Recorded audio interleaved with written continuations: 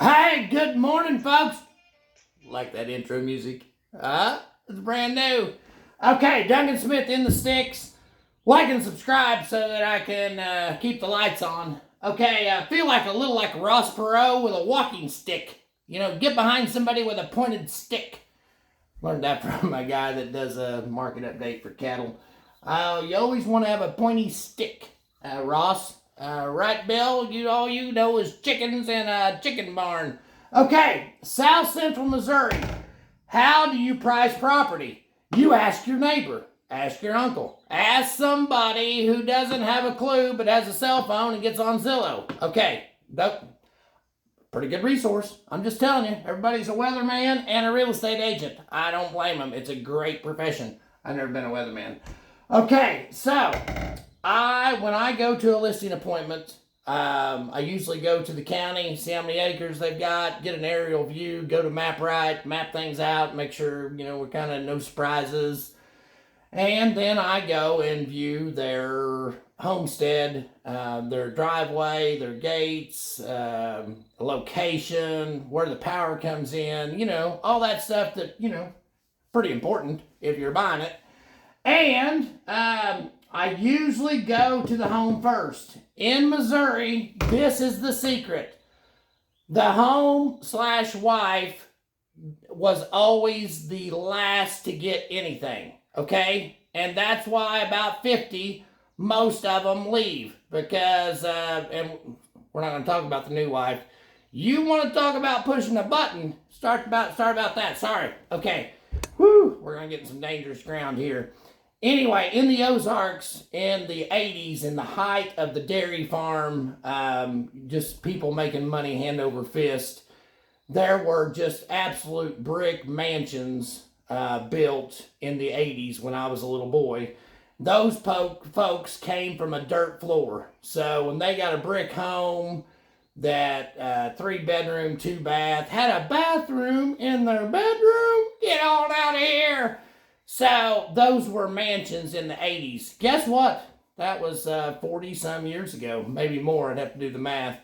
But those homes are kind of getting older. But anyway, this is how I price a home. If it's new and pretty nice, custom cabinets, flooring, smells good, looks good, the dog didn't pee on the carpet and nobody cleaned it up, stuff like that.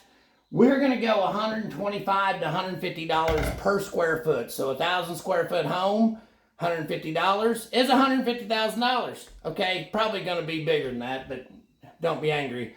Basements are worth less. Sorry, that's just from what appraisers tell me. If it's used, so that's kind of that 1970, 1980, new, kept up, updated. They sold some KOs in 2014 and they bought new cabinets, okay? Because KOs were bringing some money back in 2014. I remember that. So a used home, slightly used, $80 to $100 per square foot. 1,000 square foot home, $100 square, $100,000. Dirt floors, boys and girls, you're smelling some things in that home that probably shouldn't be there. And, $40 to $70 a square. So, 1,000 square foot home, $70, $70,000. And I do price the home kind of like what it would bring in Mountain Grove, or if it's, in Kabul, which isn't quite as good a market. Don't hate me, Bulldogs. Mountain Grove Panther market is stronger. It's just the way it goes. Okay? All right, they'll have a well unless they've got public water. Over, in Houston, they've got those towers. But, nowadays, it costs $20,000 to drill a well and get a little house on it, pressure tank, pump, maybe more. That's 300 foot. And I'm not a well driller, but I know a bunch of them, and they love me. Just kidding. Well, they do. Of course they do. Okay? Leave it in the comments. If you're a well driller and I didn't put enough value in your time, just put a little hate in the comments and it'll be fine. And I'll reply back, congratulations. Okay? A used well, nowadays about $15,000. 15,000 probably would drill it if they don't have any troubles.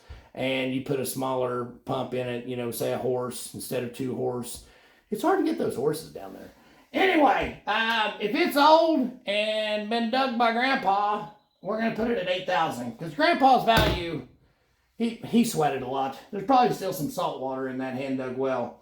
Land, that's the big dog. So 20, 40, 60, it matters on the smaller the acreage, the more per acre. But we're going to put it new, which is top of the heap. Okay, we're talking retail price, $4,000 to $5,000. Used to be people wanted all open acres. Nowadays, they want what they call a woodlot. Yeah, that's what they read on the internet. And so they want kind of half and half. But we're going to put land at $4,000 to $5,000 an acre. And that's pretty good access, highway, power, pretty good fence. You know, we're putting a lot of stuff in that land cost. Used, you know, maybe down a gravel road a bit. Maybe got some thistles and cedar trees. Maybe, you know, just not quite as nice. We're going to go $3,000 to $4,000 an acre. We're going dirt floors. We're talking Douglas County, Gainesville, where you take a marble when you get out of the truck and you're scared to get out because there's lots of sounds you don't recognize. And you take a marble and you bing, and you go, ah! It takes about an hour and a half for it to get down to the bottom of the hill. Okay, we're at $2,000 to $3,000. Cheap. People want it cheap. They just don't realize you can't have it good and cheap. You can have one or the other. That's kind of how been my life experience. My wife is lucky. She got them both. Wait a minute. I'm not cheap. Outbuildings. So if it's a new shop, boys and girls, this concrete is really, really high. So you could have a $100,000 shop. If it's got a concrete floor with stub walls, 16-inch center on a 2x6 insulated with garage doors that open, and an entry door, maybe got some workshop, maybe got a little few cubby holes here and there. Huh? Yeah? $100,000? It'll happen. Okay, location, septic.